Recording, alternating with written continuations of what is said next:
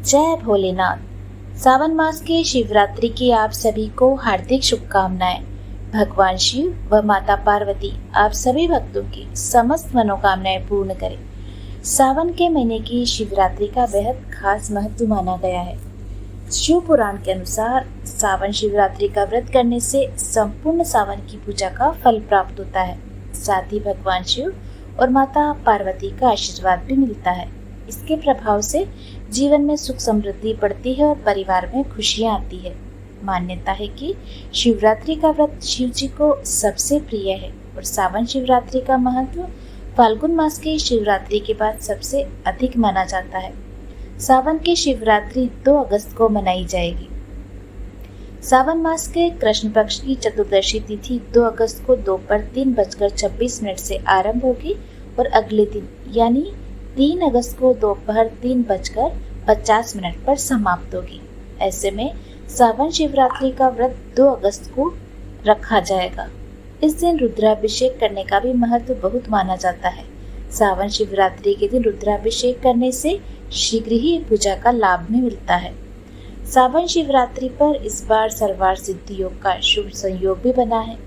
इस शुभ योग में यदि परिवार सहित शिव परिवार की साधना करें तो परिवार में सुख समृद्धि बढ़ती है और घर में खुशहाली आती है। इस दिन भगवान शिव का लिंगाष्टकम स्तोत्र का पाठ करना भी विशेष फलदायी है। सावन के शिवरात्रि को करने के लिए आपको सुबह जल्दी उठने के बाद स्नान आदि करने के बाद व्रत का संकल्प लेना चाहिए। घर की पूजा स्थल की साफ सफाई करके भगवान शिव के साथ माता पार्वती की प्रतिमा स्थापित करनी चाहिए। आप चाहें तो गीली मिट्टी से यह प्रतिमा बना सकते हैं। उसके बाद कच्चे दूध, गंगाजल, दही, शहद और घी से शिव जी का अभिषेक करना चाहिए। फिर बेलपत्र, धतूरा, भांग अर्पित कर मिठाई फल से शिव जी का भोग लगाना चाहिए।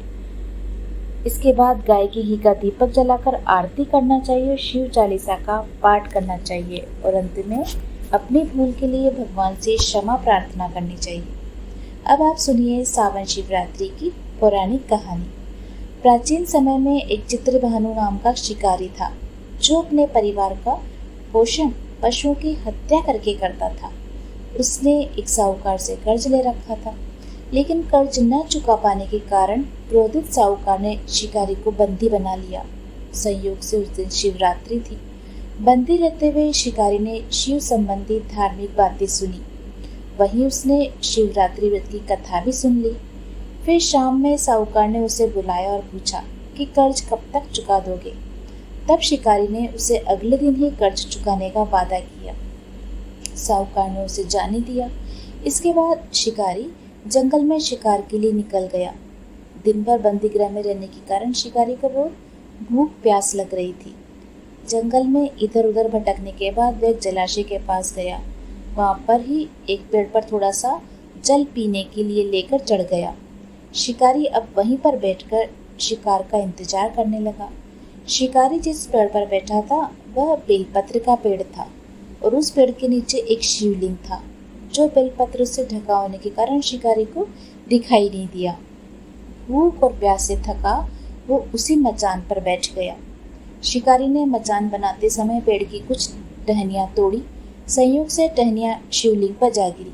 इस प्रकार शिकारी ने दिन भर भूखे प्यास रहकर अनजाने में ही सही पर शिवरात्रि का व्रत भी हो गया और शिवलिंग पर बेलपत्र भी चढ़ गए। रात्रि का 1 प्रहर बीतने के बाद एक गर्भिणी मृगी तालाब के किनारे पानी पीने के लिए पहुंची। शिकारी ने उसे मारने के लिए अपना धनुष उठाया। संयोग से फिर से उसके हाथ से धक्के के कुछ पत्ते और जल की बूंदें नीचे बने शिवलिंग पर गिर गई। अनजाने में ही सही शिकारी की प्रथम पहर पूजा संपन्न हो गई। मृगी शिकारी को देखकर बोली, मैं गर्भिणी हूँ, शीघ्र ही प्रसव करूंगी।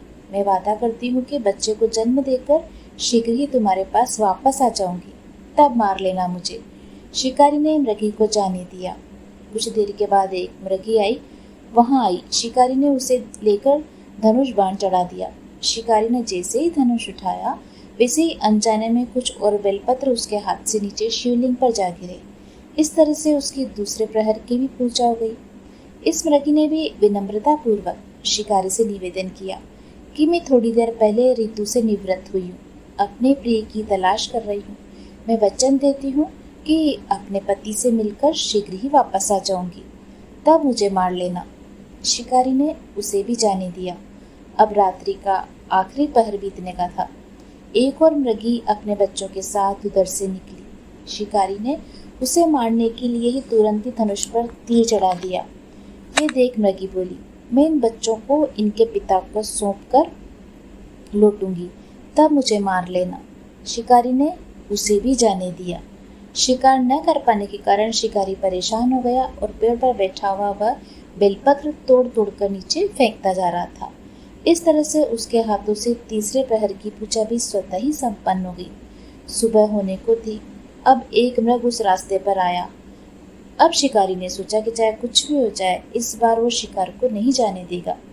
शिकारी को देख मृग ने कहा, यदि तुमने मुझसे पहले आने वाली 3 मृगियों और उनके बच्चों को मार डाला है तो मुझे भी शीघ्र मार दो, क्योंकि मैं उन मृगियों का पति हूँ। यदि तुमने उन्हें जाने दिया तो मुझे भी कुछ समय के लिए जीवन दान दे दो।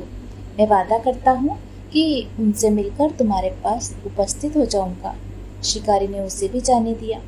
जाने अनजाने में ही सही, लेकिन शिकारी के द्वारा उपवास, रात्रि जागरण और शिवलिंग पर बेलपत्र चढ़ने से उसका हिंसक हृदय अब निर्मल हो गया। थोड़ी देर में वह मृग अपनी पत्नियों के साथ शिकारी के सामने उपस्थित हो गया।